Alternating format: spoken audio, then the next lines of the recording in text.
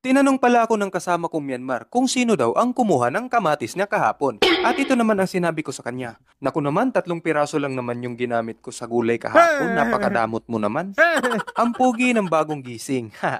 Wala pang magandang tulog yan, nagpa-smile-smile lang. Nakaligo na pala ako ng alas 10 ng umaga kaya pagbangon ko ng alas 3 ng hapon, diretsong base na at saka kumain na rin. Di pa pala ako nagugutom nito pero kailangan kong kumain dahil maaga akong nag-agahan at alas 7 pa ang break time ko. Kahit nasa baba lang ang workplace namin pero may bitbit akong bag palagi dahil may mga gamit akong parating daladala katulad ng charger at notebook. Timing nga pala at kakaluto lang ng ulam ng kasama ko sa kwarto at inalok niya ako. Di rin kasi ako marunong tumanggi kaya kumuha ako. At dahil nga nasarapan ako sa ulam niya, tingnan nyo naman, ni isang butil ng kanin walang natira. Ito na rin pala ang kaping ng bubudol para mamaya. Habang naghihintay ng oras, nagbabasa muna ako ng mga news. Lalo na sa update ng isang malagim na trahedya na nangyari kamakailan nung nag-crash ang isang eroplano dito sa South Korea. Nagluluksa pala ang buong South Korea ngayon dahil sa nangyari kaya imbis na masaya ang pagsalubong ng bagong taon, naging malungkot ito kaya kinansila lahat ng mga nakahilirang activities nitong huling araw ng 2024 at unang araw ng 2025. At dito ay alas 4 na nga ng hapon at nag-umpisa na akong gumawa ng planggana. Madali lang palang gawin ang mga to, nakakapagod nga lang sa kakatayo ng buong shift ko. Mag-aalas 7 pala ng pinalitan na ako para kumain at pagbalik ko pagkatapos kumain ay kausap ko ang tatay ko at mga kapatid ko. Yung tatay ko na nasa bukid nakatira at madalas tulog yan sila ng alas 12 ng bagong taon gaya ng mga nakasanayan namin noon. Tuloy-tuloy nga lang akong nakatayo habang ginagawa ko itong planggana. Marami na namang what if ang pumapasok sa isipan ko nito pero bukas ko na ibabahagi dahil nakalimutan ko na lahat sa dami pa naman nila. Nung mag-aalas 12 na dito ng hating gabi, pumasok na ang kapalitan ko. Siya naman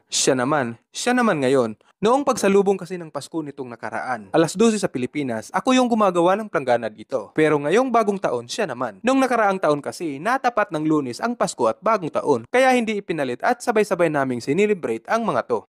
Pagkatapos ng shift ko nung alas 12 ng hating gabi, ay dumiritso kagad ako sa kwarto at nagpahinga ng konti. Inihanda ang mga labahin at habang nagpapahinga ay nag-aayos ng mga content at lumabas rin ako kaagad para mag-sauna at doon ko na rin gagawin ang aking voiceover dahil nahihiya akong mag-voiceover dito sa kwarto dahil malakas pa naman ang boses ko at tulog na yung kasamahan ko sa kabilang kwarto. Matapos ko itong ihanda ay dumiritso na ako sa saunahan at dito ko na rin sinalubong ang countdown ng New Year's Eve ng 2025 sa Pinas time. Siyempre kausap ko ang mag-iina ko. Siya nga pala mga paps, masaya ako na naitawid namin ang taon na to kahit na napakarami ng mga pinagdaanan namin. Pero alam nyo ba mga paps, napapaisip talaga ako habang nagsasauna ako dito. Naawa ko sa mga nangyayari sa ating bansa ngayon. Yung tungkol kasi sa akap. Do hindi naman sa tutol ako dito. Basta totoong napapakinabangan lang ng taong bayan. Pero alam nyo ba mga paps, ang masakit lang kasi. Dati-rati wala naman ang mga yan eh. Yang porpis na yan at akap-akap na yan, wala ang mga yan. Pero kahit papano naitawid namin ang kahirapan na hindi umaasa sa tulong ng pamahalaan. Kasi nising kong duling, walang ganun dati. Pero natuto kaming lumaban at itinaguyod ang mga sarili at pamilya namin. Siyempre hindi ko rin i-deny na maraming mga tao rin ang nahinga namin ng tulong noon. Lalo na doon sa mga kamag-anak namin at sa mga kinilalang kamag-anak na rin dahil sa pagiging close. Wala lang kasi. Iba kasi ang nakikita kong sitwasyon ngayon. Lalo na ang tungkol sa akap na yan. Mali naman talaga na tawaging akap yan eh. Yung ayuda sa kapos ang kita program, maling-mali eh. Kasi halatang maagang pangangampanya para sa halalan program yan eh. Kaya dapat MPPHP ang tawag dyan. Alam nyo ito yung pinakamasakit dahil sinasamantala nila ang kahinaan ng mga mamamayan para sa personal nilang interes. Sinasabi ko talaga sa sarili ko na hanggat maaari ayokong magtakil ng tungkol sa politics. Pero may mga pagkakataon talaga na naiiyak ako dahil sa ginagawa nila sa atin. Hindi naman talaga ayuda ang kailangan ng tao, kundi trabaho at opportunity. Yung mafe-feel nating mga taong bayan na meron tayong halaga, hindi tayo palamunin ng pamahalaan. Alam nyo yun?